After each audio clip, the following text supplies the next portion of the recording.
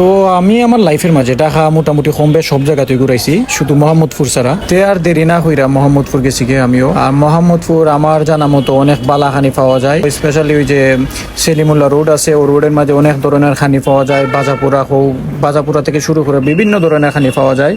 আর এখানেও বেশিরভাগ মানুষ ওই ইন্ডিয়ার মানুষ সকল থাকে, তারা হিন্দিতে কথা হয়। আচ্ছা যাই হোক, এটা বিষয় না, আমি যে কথাটা কইতাম চাইলাম। তো খানি শেষে আমি রোডের মধ্যে হাঁটতে হাঁটতে আমি একটা ফানের দোকান দেখি। তো আমি ফার্স্টে অবাক হয়ে গেছি যে এটা আসলেই ফানের দোকানই না অন্য কিছু।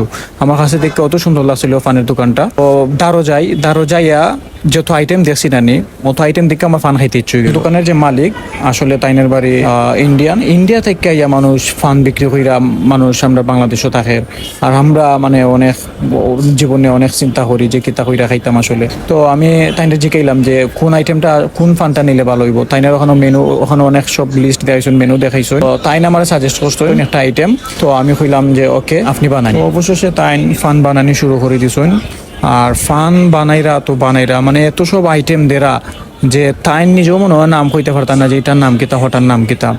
তো আচ্ছা যাই হোক, বানাইতে বানাইতে এক পর্যায়ে ফান বানানি শেষ পরে অবশেষে ফান বানাইয়া আমার হাতে যখন দিছেন, ফানটা থেকে অনেক সুন্দর একটা স্মেল আইতাছিল, অনেক সুন্দর একটা ফ্লেভার বার হইছিল, যেটা কইলে বুঝতা নাই।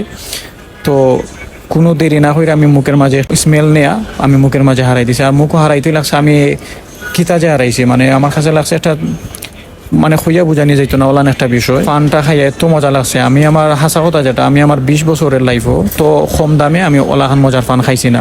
আমি জানি অবাক হইবা এই ফানের দামটা হইন না, মাত্র 30 টাকা এই ফানের দাম। আর রেটিংটা যদি দেই তাইলে আমি কইতাম চাই in my opinion 10 out of 9।